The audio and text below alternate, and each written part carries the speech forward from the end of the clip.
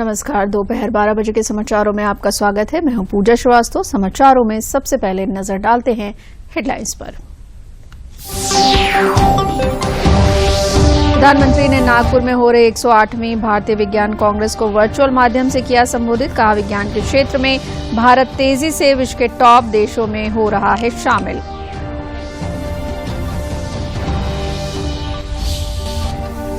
मुख्यमंत्री योगी आदित्यनाथ ने प्रदेश में कोरोना संक्रमण से बचाव, अस्पतालों में क्रियाशील आईसीयू और निराश्रितों के लिए ठंड में रैन बसेरों में इंतजामों का लिया जायजा।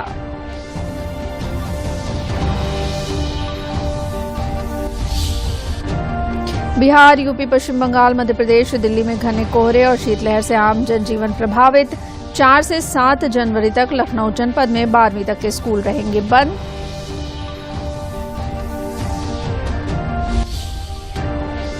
और सुप्रीम कोर्ट ने मुख्तार अंसारी की सजा पर लगाई रोक। अंसारी ने इलाहाबाद हाई कोर्ट द्वारा उन्हें दोषी ठहराने और 7 साल की सजा सुनाने के आदेश को शीर्ष अदालत में दी थी चुनौती।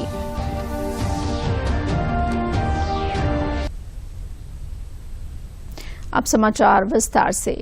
नागपुर में 5 दिवसीय 108वीं भारतीय विज्ञान कांग्रेस आज से शुरू हो गया है। इस वर्ष का मुख्य विषय महिला सशक्तिकरण के साथ सतत विकास के लिए विज्ञान और प्रौद्योगिकी है। प्रधानमंत्री नरेंद्र मोदी ने वर्चुअल माध्यम से कार्यक्रम को संबोधित किया। विज्ञान और देश के विकास पर व्याख्या करते हुए प्रधानमंत्री ने कहा कि ट्रेडिशनल नॉलेज और मॉडर्न टेक्नोलॉजी दोनों ही खोज में मददगार होती हैं।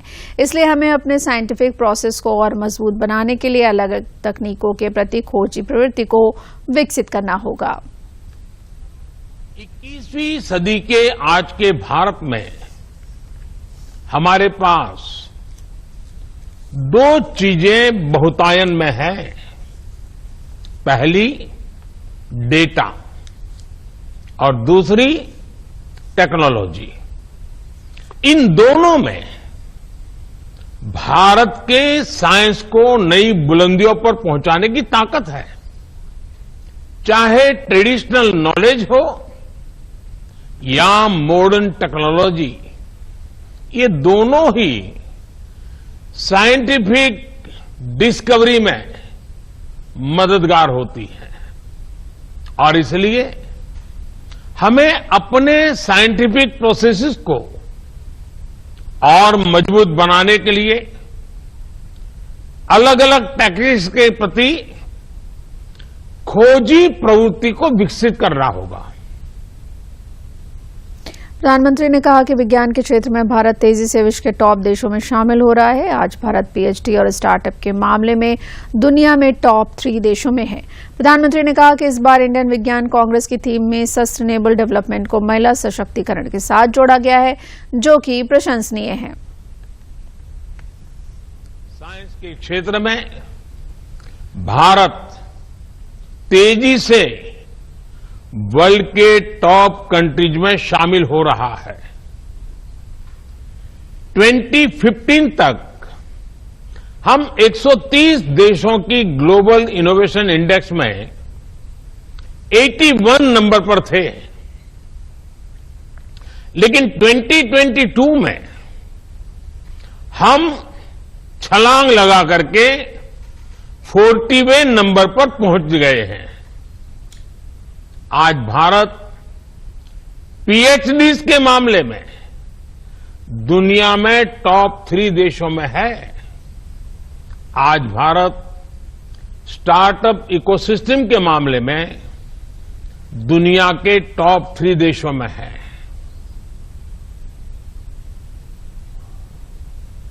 प्रधानमंत्री ने कहा कि बीते 8 वर्षों में भारत ने गवर्नेंस से लेकर सोसाइटी और इकोनॉमी तक वुमेन लेड डेवलपमेंट की दिशा में कई ऐसे असाधारण काम किए हैं जिनकी आज चर्चा हो रही है। आज भारत में मुद्रा योजना के जरिए छोटे उद्योगों को और व्यवसायों में भागीदारी हो या स्टार्टअप, वर्ल्ड में लीडरशिप, महिलाएं हर जगह पर अपना दम दिखा रही हैं। भविष्य सस्टेनेबल डेवलपमेंट के साथ ही सुरक्षित है। आपने सस्टेनेबल डेवलपमेंट के विषय को विमेन एम्पावरमेंट के साथ जोड़ा है।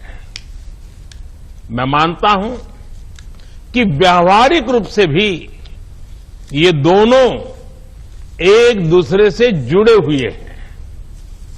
आज देश की सोच केवल ये नहीं है कि हम साइंस के जरिए विमेन एम्पावरमेंट करें, बल्कि हम विमेन की भागीदारी से साइंस का भी एम्पावरमेंट करें, साइंस और रिसर्च को नई गति दें, ये हमारा लक्ष्य है।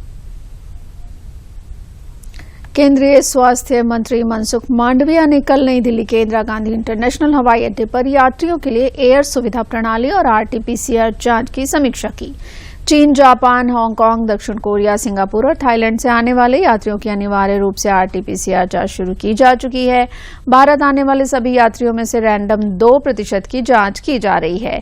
इसके साथ ही यात्रियों को यात्रा से पहले भी अपनी स्वास्थ्य रिपोर्ट एयर सुविधा पोर्टल पर अपलोड करनी होगी। स्वास्थ्य मंत्रालय ने पूरी दुनिया में कोरोना के बढ़ते मामलों को देखते हुए ये फैसला किया है।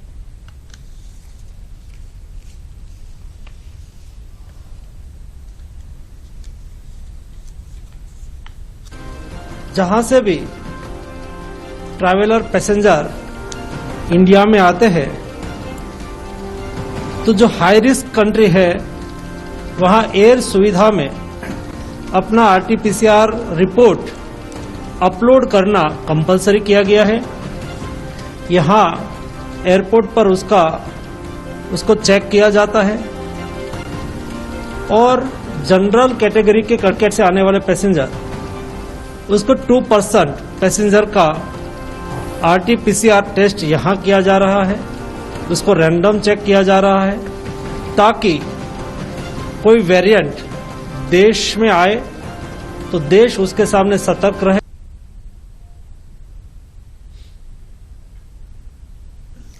देश भर में 30 करोड़ आभा अकाउंट खुल गए हैं और 5 करोड़ हेल्थ रिकॉर्ड को आभा नंबर से लिंक कर दिया गया है। अब आप आरोग्य सेतु ऐप के जरिए भी आभा अकाउंट खोल सकते हैं। आरोग्य सेतु ऐप के जरिए चेहरे के सत्यापन के जरिए भी आप आभा ऐप खोल सकते हैं। मार्च 2023 तक देश में 50 करोड़ आभा अकाउंट खोलने का लक्ष्य रखा गया है, यानी देश की 40% जनसंख्या के आभा अकाउंट खुल जाएंगे। अगर आप डॉक्टर की पर्ची और जांच रिपोर्ट रखने की झंझट से मुक्ति पाना चाहते हैं तो जल्द से जल्द अपना आभा हेल्थ अकाउंट खुलवा लीजिए। जी हां, आभा यानी आयुष्मान भारत हेल्थ अकाउंट बनाने वालों की संख्या दिनों दिन बढ़ती जा रही है। देश भर में अब तक 30 करोड़ आभा अकाउंट खुल गया है और 5 करोड़ से ज्यादा रिकॉर्ड को आभा नंबर से लिंक किया गया है। अब आप आरोग्य सेतु ऐप के जरिए भी आभा अकाउंट खुलवा सकते हैं। हर दिन लाखों की संख्या में आभा क्रिएट हो रहे हैं। एक दो नया डेवलपमेंट इस विषय में हुआ है कि अब आरोग्य सेतु के माध्यम से भी आप फेस ऑथेंटिकेशन करके आभा आईडी क्रिएट कर सकते हैं और दूसरों का भी आभा आईडी क्रिएट कर सकते हैं आप। तो इससे क्या होगा कि स्कूलों में जैसे हैं तो स्कूलों में अध्यापक गण अपने बच्चों का, इंजीनियरिंग कॉलेजेस में अपने कलीग्स का, ये सब बहुत सारे एक अभियान हम लोग चला रहे हैं। आभा आईडी बनाने के लिए अब अस्पतालों, लैब और सॉफ्टवेयर बनाने वाली कंपनियों को प्रोत्साहन राशि भी दी जा रही है। साथ ही सॉफ्टवेयर को अपडेट किया जा रहा है और आर्टिफिशियल इंटेलिजेंस का भी सहारा लिया जा रहा है।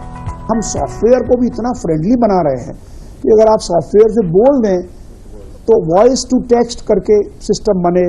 उसके बाद जो रिपोजिटरी है, मान लीजिए मेरे पास जो है खांसी, मैं जनरल फिजिशियन हूँ तो मेरे पास इतने लोग आते हैं इसी प्रकार के, और मेरे पास दवाइयाँ भी मेरी 5, 10, 25, 30 दवाइयों ही होंगी, उसमें प्रेस्क्राइब कर रहा हूँ। तो एक प्रकार से सिस्टम को आर्टिफिशियल इंटेलिजेंस से और मशीन लर्निंग से हम इस प्रकार से कस्टमाइज कर सके इंडिविजुअल के लिए।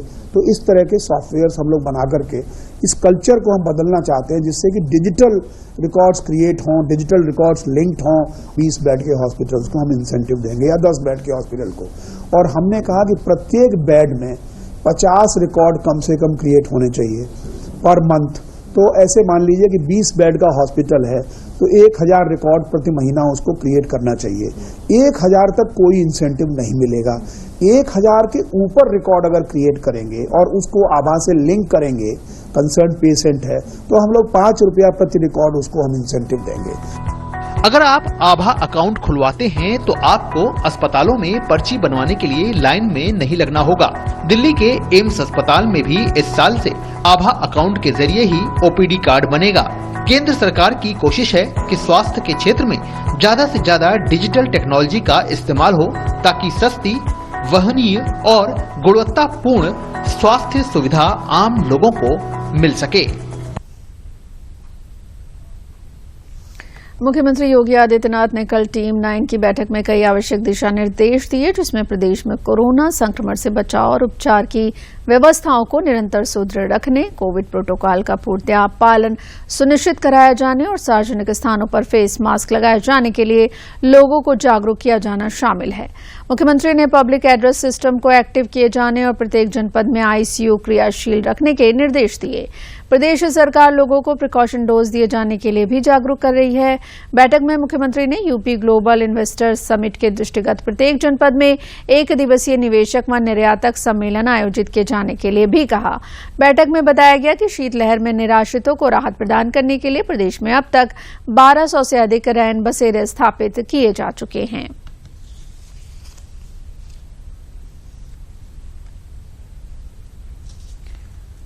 देश के कई हिस्सों में कड़ाके की ठंड का असर देखने को मिल रहा है। बिहार, यूपी, पश्चिम बंगाल, मध्य प्रदेश, दिल्ली में घने कोहरे और शीतलहर से आम जनजीवन को मुश्किलों का सामना करना पड़ रहा है। सड़कों और चौराहों पर लोग अलाव जलाकर ठंड से बचते हुए दिखाई दे रहे हैं। मौसम विभाग ने अगले कुछ दिनों में देश के कई राज्यों में शीतलहर और घने कोहरे की चेतावनी दी है। 2023 की शुरुआत उत्तर भारत के तमाम राज्यों में कड़ाके की ठंड के साथ हुई है। दिल्ली हो या यूपी, मध्य प्रदेश हो या पश्चिम बंगाल, सब जगह नए साल के दूसरे दिन शीतलहर और कोहरे के चलते लोगों को दिक्कतों का सामना करना पड़ा है। बात राजधानी दिल्ली की करें तो राष्ट्रीय राजधानी में दिन में हल्का कोहरा देखा गया। सुबह घने कोहरे के कारण ज्यादातर हिस्सों में दृश्यता यानी विजिबिलिटी घट गई है, जिसकी वजह से दर्जनों ट्रेनें लेट हुई हैं।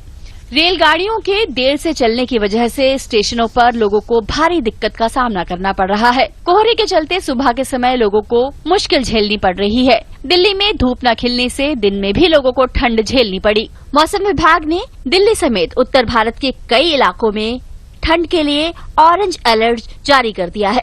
ठंडा तो बहुत है, आराम से गाड़ी चलाते हैं, देखकर आराम चलाते हैं। स्लो गाड़ी 30-35, 20-25 चलाते हैं। हाँ जी, दिक्कत होती है क्या? दिक्कत तो बहुत होता है, दिक्कत नहीं है। उत्तर प्रदेश में भी इन दिनों कड़ाके की ठंड पड़ रही है। कानपुर, वाराणसी, गाजियाबाद सभी शहरों में घने कोहरे और कड़ाके की ठंड ने आम जनजीवन को प्रभावित किया है।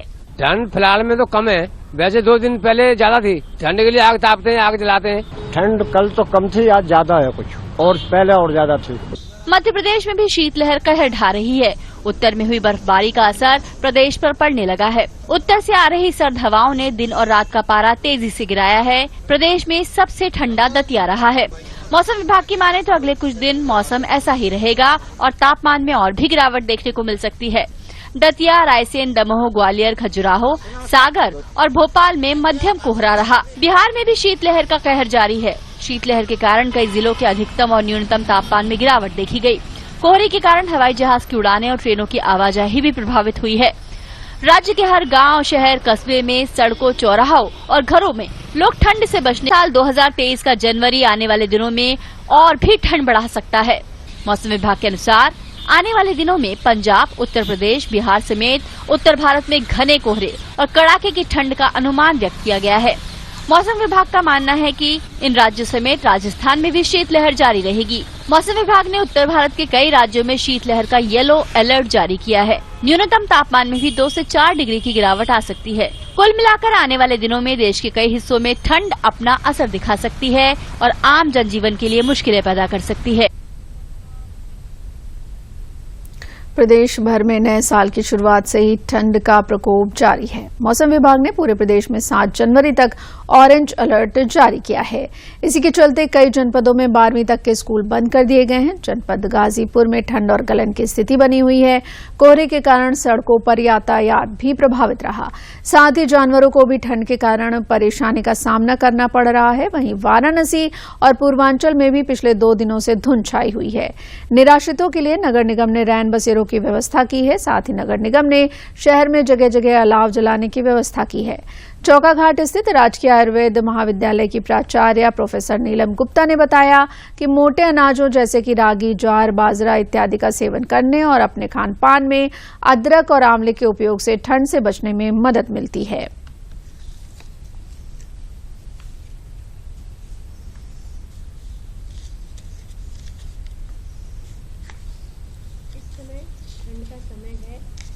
सभी को ये सलाह देना चाहूँगी कि अत्यधिक ठंड में सबसे पहले तो आप अपने आप को पूरे आप कवर करके रखिए, क्योंकि ठंड का एक्सपोजर कई चीज़ों में नुकसान पहुँचाता है। और अपने पेट को खाली मत रखिए, हमेशा पेट भरा हुआ होना चाहिए और कोशिश करना है जो हमारे माननीय प्रधानमंत्री जी ने कहा है, जो ज्वार, बाजरा, मक्का, इन सब चीज़ों का, रागी, इन सब चीज़ों का अपने खाने में जरूर उपयोग में लाएं। और तिल है, सौंठ है, तीसी है, इन सब का, जैसे हमारे पुराने बुजुर्ग लोग भी इस समय ठंड से बचने के लिए लड्डू बनाया करते थे, इसका सेवन, जिन चीज़ों की गर्म तासीर है उसका सेवन अति आवश्यक है, जो हमें बाहर की ठंड से बचाता है। प्रदेश में हो रही कड़ाके की ठंड के चलते कल जनपद लखनऊ के जिलाधिकारी सूर्यपाल गंगवार ने सभी बोर्डों के 12वीं तक के स्कूलों की 4 जनवरी से 7 जनवरी तक छुट्टी घोषित कर दी है। सभी सरकारी और निजी स्कूल जनपद में बंद रहेंगे। ये आदेश शिक्षक और गैर शिक्षक कर्मियों पर भी लागू होगा, जबकि आपातकालीन सेवा पर तैनात कर्मी स्कूल जा सकते हैं। जिलाधिकारी ने कड़ाई के साथ ये आदेश लागू करने का निर्देश दिया है। परिषदीय विद्यालयों में 14 जनवरी तक शीतकालीन अवकाश यथावत रहेगा। परीक्षा के लिए भी कोई छूट नहीं है। हालांकि आज स्कूल 10 से 2 बजे तक खुले रहेंगे।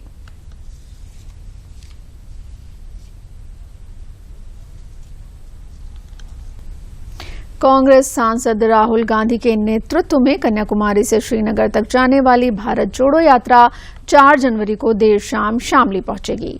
5 जनवरी की सुबह शामली से ये यात्रा शुरू होगी। पूर्व केंद्रीय मंत्री और वरिष्ठ कांग्रेसी नेता सलमान खुर्शीद ने यात्रा को लेकर तैयारियों का जायजा लिया।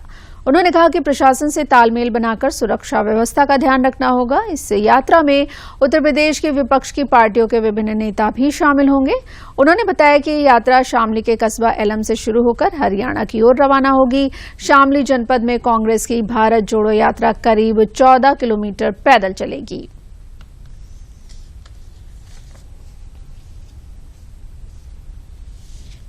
कार्यक्रम कल शुरू हम लोग करेंगे सुबह 9 बजे से। राहुल जी 1 घंटे बाद पहुंच जाएंगे, लोनी पहुंच जाएंगे। लोनी बॉर्डर से फिर यहाँ पर आएंगे, हरी कासिल तक शाम तक पहुंच जाएंगे। फिर अगले दिन यहाँ का है, तो शाम को यहाँ आना है। सारा प्रबंध चल रहा है। अभी सरकार की ओर से जो एडमिनिस्ट्रेशन है, एसएसपी हैं, डीएम हैं, दोनों यहाँ आ गए हैं और वो उनसे जो सहयोग मिल सकता है वो मिलेगा, मुझे पूरी उम्मीद है। और हम जो सहयोग दे सकते हैं वो हम देंगे। भारत जोड़ो प्रोग्राम के विषय में जो है एक प्रोग्राम प्रस्तावित होने के संबंध में फिलहाल जो है तैयारियां चल रही हैं और इसमें प्रॉपर जो है फोर्स डिप्लॉयमेंट की जाएगी, जो भी रूट इसमें जो है प्रस्तावित किया जाता है उसके अनुसार। और संबंधित थाना क्षेत्र में जो है जो हमारे डिस्ट्रिक्ट के रिक्वायरमेंट्स हैं अकॉर्डिंगली हम फोर्स लगाएंगे। यदि आवश्यकता होगी तो बाहर से भी इसमें फोर्स डिमांड करके, ताकि किसी प्रकार की इसमें जो कानून व्यवस्था जो है किसी प्रकार से भंग ना हो सके। आगरा में केंद्रीय विधि एवं न्याय राज्य मंत्री एसपी सिंह बघेल की अध्यक्षता में जिला विकास समन्वय और निगरानी समिति की तीसरी त्रैमासिक बैठक का आयोजन किया गया। बैठक में केंद्रीय मंत्री एसपी सिंह बघेल, भारतीय जनता पार्टी किसान मोर्चा के राष्ट्रीय अध्यक्ष सांसद राजकुमार चाहर और राज्यसभा सांसद हरिद्वार दुबे द्वारा जिले में मनरेगा के तहत 15 ब्लॉकों में 60 गौशालाओं का निर्माण जनवरी तक पूरा किए जाने, रखरखाव और साफ सफाई के कार्यों को समय से कराए जाने के निर्देश दिए। इसके साथ ही बैठक में दीनदयाल अंत्योदय योजना, प्रधानमंत्री कौशल विकास योजना, बेटी बचाओ बेटी पढ़ाओ, प्रधानमंत्री आदर्श ग्राम योजना, स्वच्छ भारत मिशन शहरी, दीनदयाल उपाध्याय ग्रामीण कौशल योजना के तहत होने वाले कार्यों की प्रगति रिपोर्ट की समीक्षा भी की गई।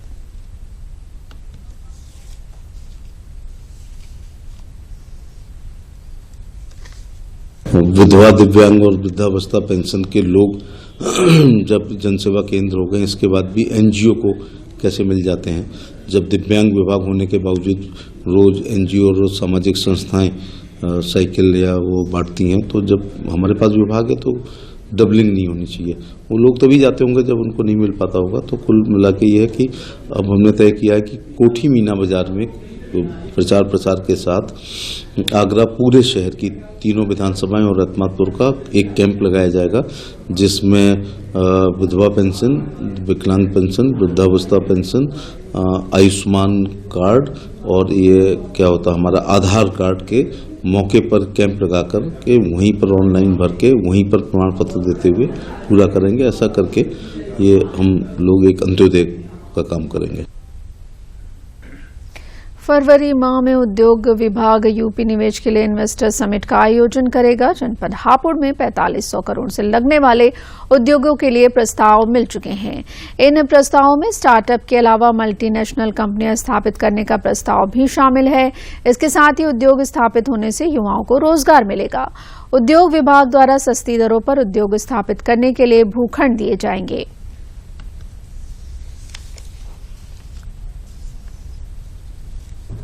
माननीय मुख्यमंत्री जी के मंशा के अनुरूप उत्तर प्रदेश को $1 ट्रिलियन इकोनॉमी बनाया जाना है।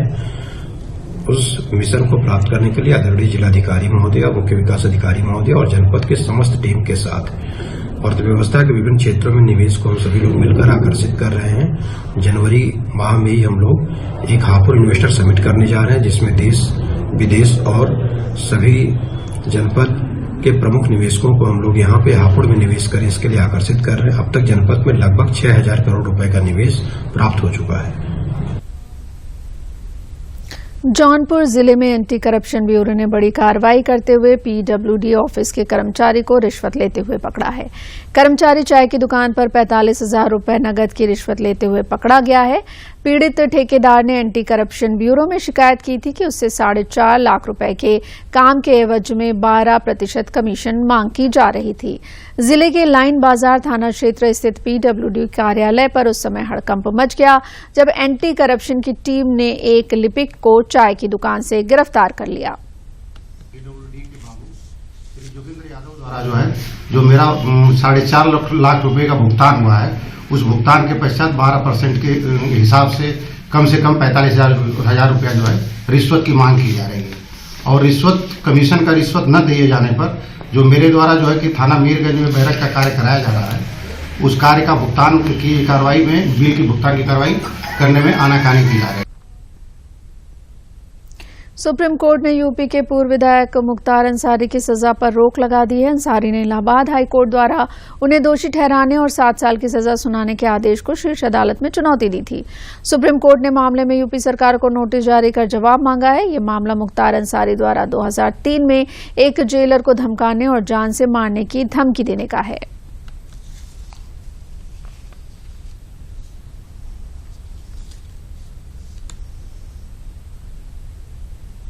अलीगढ़ के जिला कारागार में सजा काट रहे कैदियों द्वारा कौशल विकास योजना के तहत अपने प्रतिभाओं को निखारने का काम किया जा रहा है।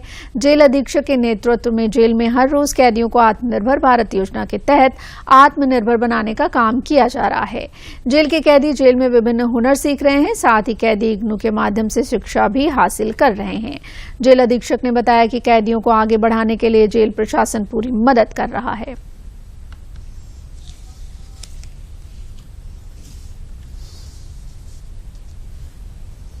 ये मेरे को समथिंग 10 महीने हो गए। मेरे दिमाग में बात बैठी तो मैं ये छोटे छोटे प्रोडक्ट बनाता था मैं लकड़ी के ही गले के लिए। उन्हीं को ही मैंने दिमाग में रखते हुए इनको बड़ा रूप दे दिया। क्या क्या बनाया आपने? मैंने शिवलिंग बनाई और एक 15-16 इंच की गदा बनाई, जिसकी शिवलिंग की लंबाई समथिंग 6.5 इंच है और गदा की लंबाई समथिंग 15-16 इंच है। नहीं, मेरे प्रेरणा स्रोत मेरे राय साहब हैं, डिप्टी जेलर साहब। उन्होंने मुझे प्रेरणा दी कि आप कुछ जानते हैं तो आप कुछ करके दिखाइए। तो मेरा हौसला बढ़ा और मुझे उन्होंने पुरस्कृत भी किया है, बड़ा सम्मान किया है। जेल में सभी ने प्यार दिया अधिकारियों ने। ये भगवान श्री कृष्ण और राधा जी की मूर्ति है। एक्चुअल में सर मैं बाहर भी टीचिंग करता था और जब मैं यहाँ बैरक में था तो कई लोग हमसे सवाल करते थे, मेरे पास आके पेपर पढ़ा करते थे। तो धीरे धीरे लोगों में रुचि जागी और कुछ लोगों ने कॉपी पेन की डिमांड करना चालू कर दिया। तो वो बात मैंने अधिकारियों तक पहुँचाई सर, और उसके तत्पश्चात जो है कुछ लोगों में और ज़्यादा रुचि बढ़ी। तो फिर हमने और जेल प्रशासन ने सोचा कि क्यों ना इनकी क्लास जो है प्रॉपर चालू कर दी जाए। उसके बाद सर जैसे ही हमने क्लास चालू करना स्टार्ट किया तो कई लोगों में और रुचि हुई और वो टाइम से अपना स्कूल में आने लगे। इस संपूर्ण कारागार की स्थिति में शासन द्वारा जो मंशाएं हैं उन योजनाओं को कौशल विकास मिशन के अंतर्गत बंदियों को ज़्यादा प्रोत्साहित करके उनकी शिक्षा दीक्षा इस रूप में कराई जा रही है ताकि उनके अंदर के जो विकास जो प्रेरित करते हुए जो उनका हुनर है उसको निखारा जा सके। उसी के अनुक्रम में जिला कारागार अलीगढ़ में भी बंदियों को विविध प्रकार के कुछ ट्रेनिंग प्रोग्राम के माध्यम से, जैसे यहाँ कंप्यूटर ट्रेनिंग के माध्यम से बंदियों को कंप्यूटर का प्रशिक्षण दिलाया जा रहा है। साथ ही साथ जो है कौशल विकास के अंतर्गत जैसे हमारे यहाँ फोल्डिंग बेंचेस बन रही हैं सीमेंटेड।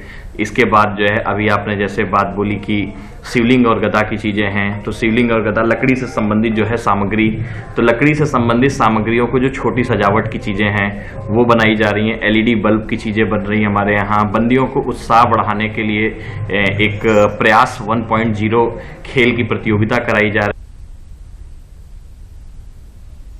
प्रधानमंत्री नरेंद्र मोदी का किसानों की आय दोगुनी करने का सपना एफपीओ के माध्यम से साकार होने लगा है।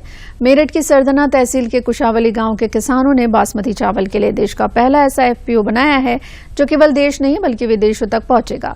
मेरठ में छोटे और सीमांत किसानों को उनकी उपज का बेहतर मूल्य दिलाने का अवसर देने के लिए नाबार्ड समर्थित नीर आदर्श ऑर्गेनिक कृषक उत्पादक संगठन सरधना मेरठ एवं चमन लाल सेठिया एक्सपोर्ट्स लिमिटेड के मध्य बासमती चावल पर एमओयू साइन किया गया।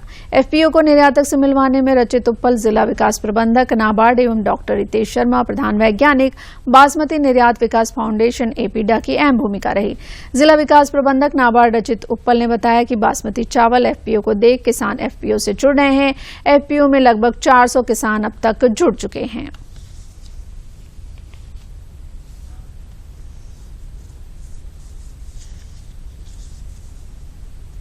सीबीबीओ के माध्यम से जो ग्राउंड लेवल पे काम करता है उसके साथ मिलकर सरधना में एक एफपीओ की स्थापना करी।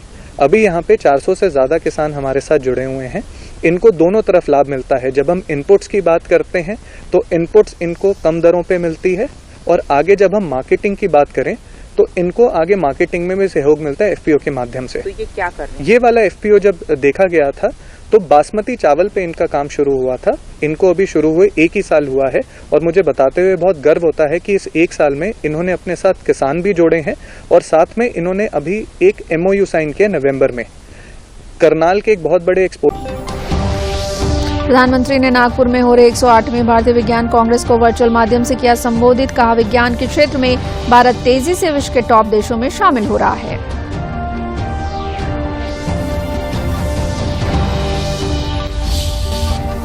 मुख्यमंत्री योगी आदित्यनाथ ने प्रदेश में कोरोना संक्रमण से बचाव, अस्पतालों में क्रियाशील आईसीयू और निराश्रितों के लिए ठंड में रैन बसेरों में इंतजामों का लिया जायजा।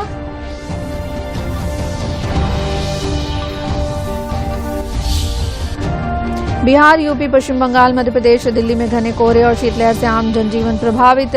4 से 7 जनवरी तक लखनऊ जनपद में 12वीं तक के स्कूल रहेंगे बंद।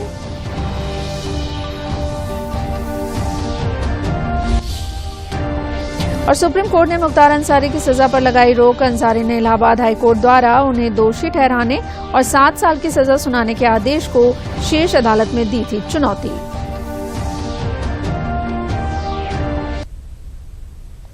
इसी के साथ समाचार समाप्त हुए। नमस्कार।